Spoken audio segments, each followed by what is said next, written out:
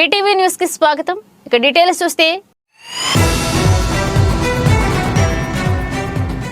చెప్పింది అర్థమైంది కదా. మన ఎమోషన్స్ రైట్ హ్యాండ్ అనేది మన రైట్ ఎమోషన్స్, లెఫ్ట్ హ్యాండ్ అనేది మనకి ఏవైతే వేరే ఎమోషన్స్ ఉన్నాయి, డిఫరెంట్ ఎమోషన్స్ గురించి చెప్తున్నారు ఇది.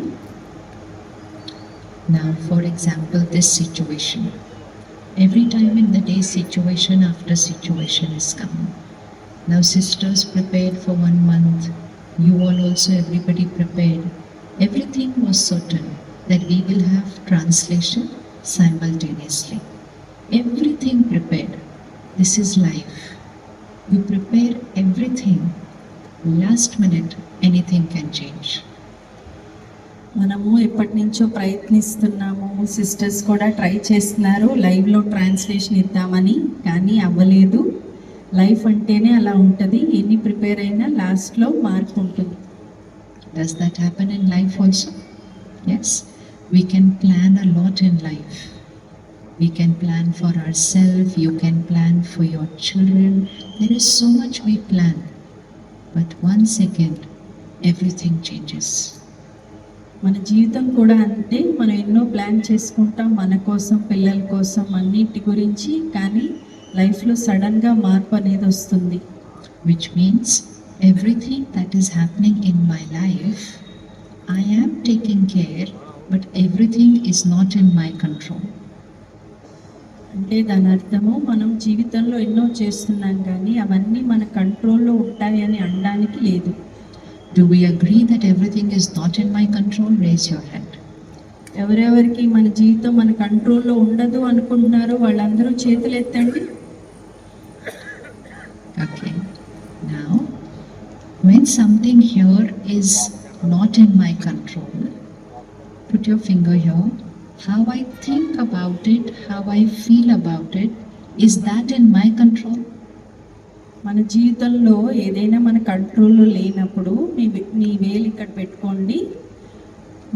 మన మానసిక స్థితి మన కంట్రోల్లో ఉంటుందా ఇప్పుడు? So when we say I get stressed, I get angry, I get worried, I get tensed, it is because of something that is happening outside. ఎప్పుడైతే నాకు టెన్షన్ ఉంది, స్ట్రెస్ ఉంది అంటున్నామో అది ఎందుకు అంటున్నాం? బయట జరిగేటువంటి విషయాల ప్రభావంలోకి వెళ్ళి అంటున్నాం. What is happening in our life, does it affect the mind? జీవితంలో జరిగే విషయాలు మన మనసుని ఎఫెక్ట్ చేస్తున్నాయా? చేతులెత్తండి, అడుగుతున్నారు. Close your eyes for 10 seconds. 10 నిమిషాలు మీ కళ్ళ మూసుకోండి అందరూ. Think of the last time you got angry. Last time మనకి ఎప్పుడు కోపం వచ్చింది ఒకసారి గుర్తు చేసుకోండి. Just bring everything on the screen of your mind. Look at this scene. What happened?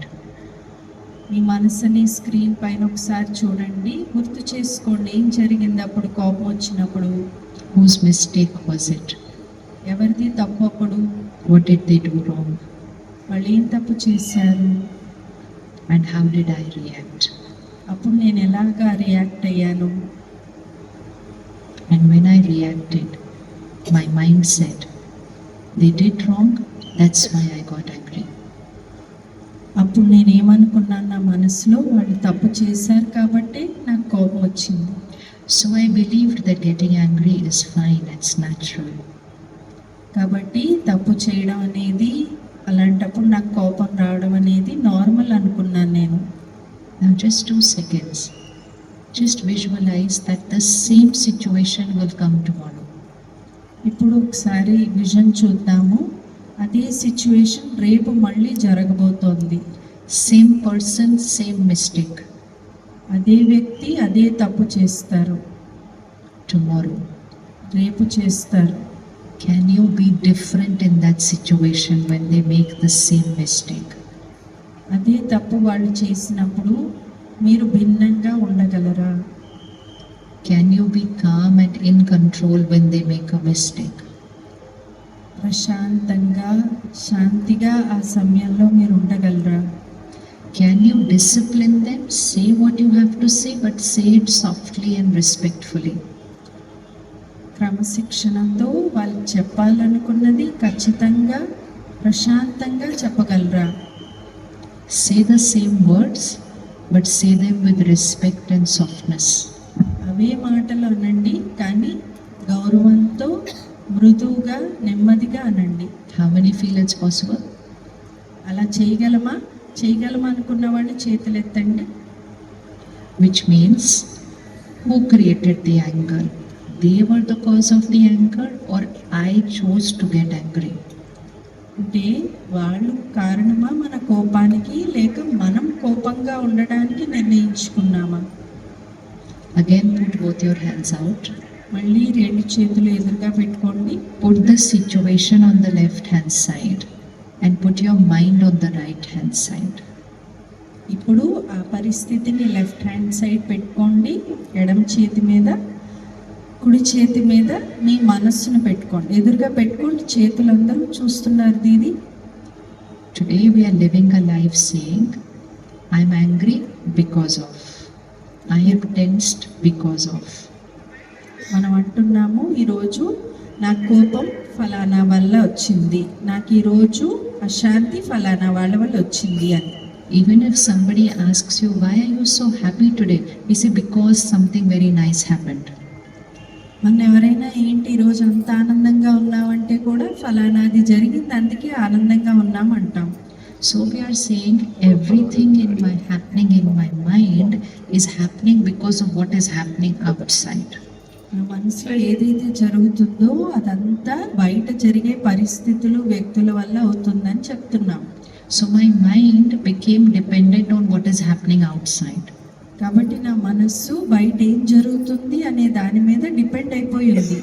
So if the outside situation is not perfect, my mind is also not fine. బయట పరిస్థితి పర్ఫెక్ట్గా లేకపోతే నా మనసు కూడా పర్ఫెక్ట్గా ఉండదని నిర్ణయం చేసుకున్నాం. So the remote control of my mind went into the outside world's hand.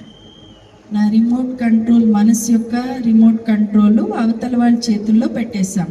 So somebody says one nice word, I am happy. Somebody says one wrong word, I become sad. ఎవరైనా ఒక మంచి మాట చెప్తే నా గురించి చాలా సంతోషపడిపోతాను, ఎవరైనా ఒక తప్పుగా మాట్లాడితే నేను బాధపడిపోతాను. So remote control of my mind went to too many people's hands. మరి నా రిమోట్ కంట్రోల్ చాలా మంది చేతుల్లోకి వెళ్ళిపోయింది ఈ విధంగా. Yes? అవునా? Yes? ఎస్ అంటే చేతులు ఎత్తండి. Today we are going to take remote control back into our hand. మన రిమోట్ కంట్రోల్ మళ్ళీ మన చేతుల్లోకి ఈరోజు తీసేసుకుందాం. Here is situation, put it on your hand, and here is my mind. Me situation ఇలా చేతిలో పెట్టుకోండి, మీ మనస్సుని ఇక్కడ వేలు పెట్టి చూపించండి. Put somebody on this hand, some family member. ఈ చేతి మీద మీ ఫ్యామిలీ మెంబర్ని కానీ ఎవరినైనా పెట్టుకోండి. They can behave wrongly, వాళ్ళు ఇక్కడే ఉంటారు. they can cheat, they can lie, వాళ్ళు అబద్ధం చెప్పచ్చు, మోసం చేయొచ్చు, they can do wrong every day. వాళ్ళు రోజు తప్పులే చేస్తూ ఉండొచ్చు. But who creates the hurt and the pain here? కానీ ఇక్కడ మనసులో ఎవరు బాధ, దుఃఖాన్ని క్రియేట్ చేస్తున్నారో? They do the wrong outside, but can they enter into my mind? వాళ్ళు బయట తప్పు చేస్తున్నారు, అది నా మనసు లోపలికి నేను తీసుకువెళ్ళాలా? Can they